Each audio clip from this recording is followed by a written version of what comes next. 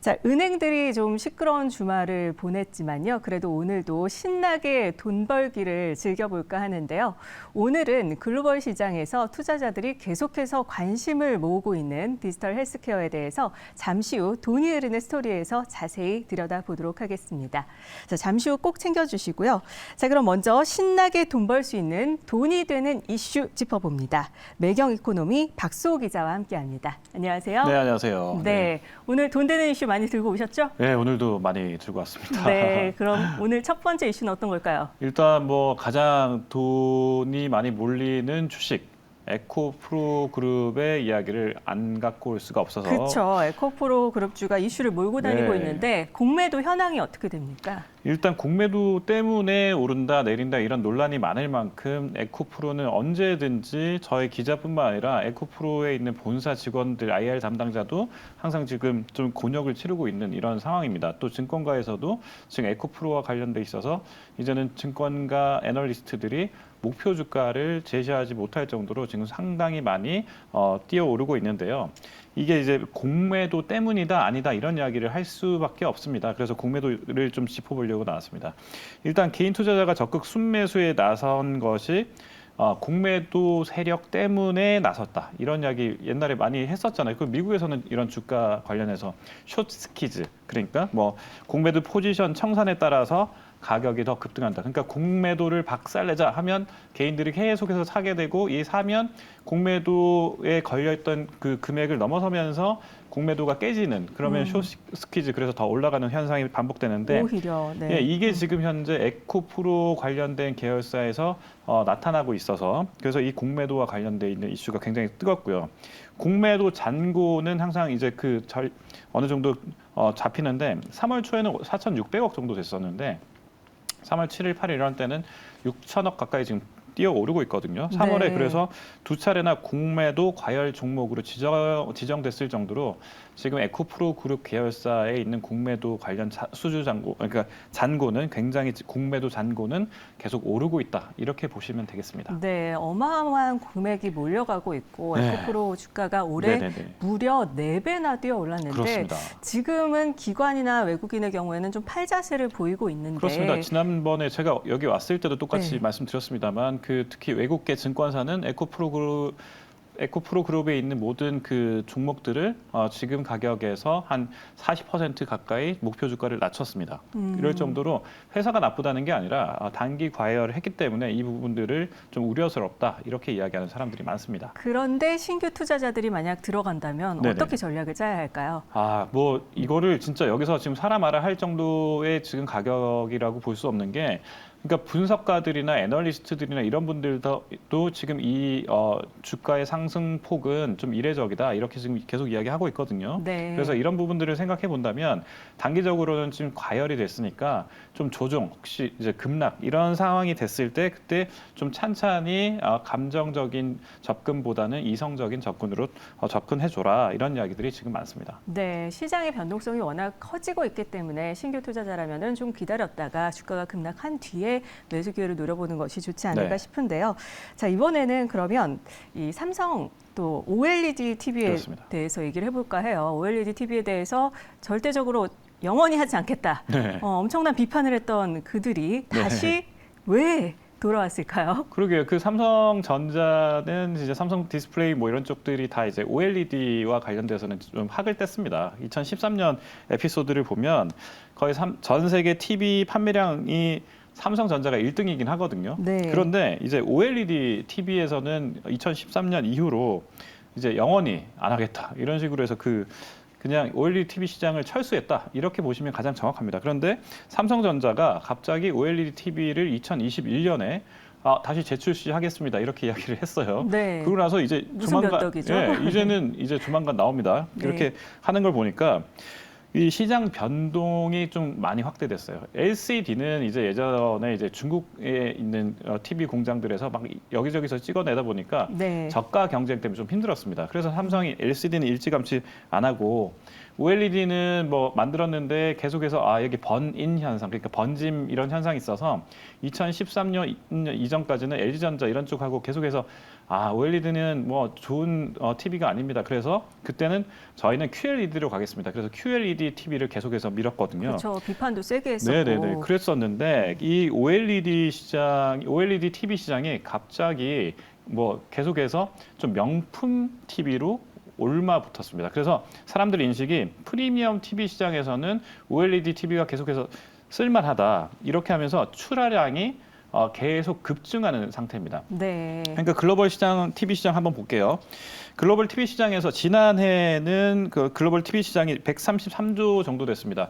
2021년에 한 153조 시장이었는데 133조 시장이니까 20조 줄었잖아요. 네. 그런데 OLED TV 시장을 놓고 보면 2022년에 출하량이 652만 대 정도 됐는데 이게 2026년이 되면 1000만 대가 넘어간다 이런 그 전망들이 있습니다. 그러니까 소비자 선택지에서 특히 프리미엄을 좋아하는 미국, 유럽 시장에서는 OLED TV를 계속해서 사고자 하는 욕구가 많다. 그러니까 프리미엄 시장에서 먹힌다. 이렇게 보니까 삼성이 결국 안 할 수가 없겠다 싶어서 이번에 들어온 겁니다. 네.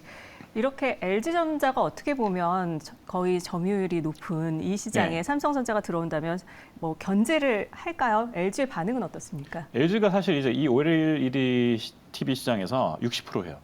그러니까 거의 지금 점유율에서 60%니까 전 세계 1등이겠죠. 그렇죠. 그래서 전 세계 TV 시장 1등은 삼성전자지만 OLED TV 시장에서는 LG전자가 1등이니까 그리고 LG전자가 여기서 계속해서 지금 주도적인 시장 주도권을 갖고 가고 있어서 이런 점에서 봤을 때 삼성전자 이번에 들어온다 그러니까 떨린다 이게 아니고 웰컴 이렇게 표현했어요. 그래서 여기 보니까 자신감이 넘치네요. 네, 그렇습니다. 이 웰컴이라는 표현이 경쟁사가 늘어나는 것은 언제든 환영한다 이 뜻이라고 합니다. 예. 야, 이런 근자감 어디서 일어날까 이렇게 봤더니 자신감 뿜뿜인데요. 네네, 이 네. 자신감을 가질 수 있는 게 현재도 시장 점유율이 60%인데다가 OLED가 사실 처음에는 번인, 그러니까 좀 번짐 현상이 있었습니다. 잔상이 남는, 얼룩이 남는 이런 현상이 있었는데 이 현상을 10년간 이제 계속해서 잡아오면서 LG전자는 이 번인 현상을 잡는데 상당히 많이 이제 노하우가 쌓였다. 이렇게 표현하고 있습니다. 그런데 후발주자가 들어와서 이 시장에서 기술력을 많이 올릴 수 있을까? 오히려 약간 좀 의구심을 지금 보이고 있는 거죠. 그러면 네. 이건 결국 누구를 향하겠느냐? 삼성을 저격했다. 이렇게 정리할 수 있겠습니다. 네, 우리는 10년간 쌓은 노하우가 있기 네. 때문에 니네가 무섭지 않다 이런 네네네. 반응을 보이고 있는데요. 어떻게 될지 지켜보도록 해야겠습니다. 자, 그리고 이 코로나19 유행 이후에 침체기에 빠졌던 카지노 산업이 부활의 날개를 네. 펴고 있는데요. 2022년 3분기부터 카지노 업체 수익이 급등하고 있는 모습을 볼 수가 있습니다. 이 카지노주 매출 영업이익이 모두 폭등을 한 건가요? 예, 그렇습니다. 일단 국내 업체 양강 구도이죠. 한국에서는 이제 파라다이스 그룹하고 그다음에 GKL 이 두 가지가 있는데 이 두 가지 회사가 모두 지금 사실 상황이 좋습니다. 특히 이제 카지노 3강으로 보였는데 강원랜드, 그랜드 코리아 레저, 파라다이스 이렇게 세 개 다 생각해 볼 때 다 실적을 한번 짚어보면요. 2021년에 파라다이스만 한번 지켜볼게요. 네. 12월 매출이 478억입니다. 작년 12월이요. 그러면 2021년 12월에는 얼마였냐? 거의 뭐 61% 가까이 성장했다. 이렇게 보면 됩니다. 그러니까 네. 전년 대비 61% 늘어나서 478억. 또 매출액 전체로 놓고 봐도 엄청나게 성장했습니다. 3,506억 원인데요. 그 파라다이스가. 그러면 전년 대비 거의 41% 가까이 증가를 했습니다. 네. 또 GKL 카지노 매출액도 작년 12월에만 300억 가까이 했고요. 300억을 했는데 전년 동기 대비 200% 가까이 급증했다. 이렇게 정리를 할 수 있겠습니다. 이런 식으로 숫자만 놓고 보면 지금 현재 포스트 코로나 시즌이라서 그런지 해외에서 사람들이 유입해서 그런 건지 모르겠지만 사람들이 점점 늘어나고 있다. 이건 확실하고요. 이 상승세는 올해 들어서도 꺾이지 않고 있습니다. 올해 2달간 카지노 부문 매출이 파라다이스는 927억, GKL은 688억 이렇게 계속해서 증가하고 있으니까 중국 단체 관광객마저 들어오고 하면 지금 난리 날 거다. 이런 현상이 지금 계속 이야기 나오고 있습니다. 네, 말씀하신 대로 이 중국발 변수가 문제가 될 텐데 중국 관광객 활성화 시점이 과연 언제쯤일까요? 네, 일단 중국 관광객은 현재로는 중국계, 화교 이런 식으로 해서 그 특히 그 도박 뭐 사행성 이런 것들에 대해서 지금 중국 내부에서 지금 분위기가 좋지 않으니까 그래서 이런 부분들을 피하기 위해서 한국으로 들어오는 중국인들이 점점 늘어나고 있는 건 사실입니다. 그런데 한 가지 변수가 있어요.